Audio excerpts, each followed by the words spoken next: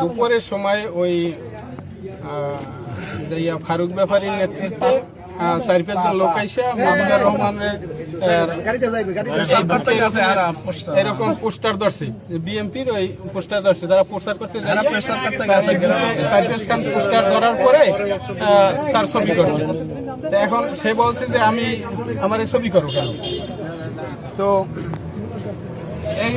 এর কথা করার কারণে পরে কয় যে তুমি আমাদের সাথে ভালো ব্যবহার করো না। এরপর তাদের সাথে তারা খুব ওর সাথে খারাপ ব্যবহার করছে। এই যে আইসে আমাদের কাছে অভিযোগ দিয়েছে যে ভাই আমার সাথে এরকমের। ফারুক ব্যাপারীর কাছে জিজ্ঞেস করছি যে তুমি এরকম করলা কেন, আমাদের একজন কর্মী তারা এরকম করলা কেন। তখন এর উপরে অতর্কিত হামলা করছে। অতর্কিত হামলা করার কারণে আমি যে ফিরেছি, কিন্তু আমারে এবং আমার আরো একজন ভাই ছিল, এদেরকে মারা মারছে। আমাদের এই বড় ভাই মাথায় খুব সমস্যা হয়েছে, আর এই সম্পূর্ণটা ফুলে গেছে এই সাইডটা। ফারুক ব্যাপারী, সেলিম ব্যাপারী, তার ছেলে এবং জুয়েল এর নেতৃত্বে এগুলো করছে।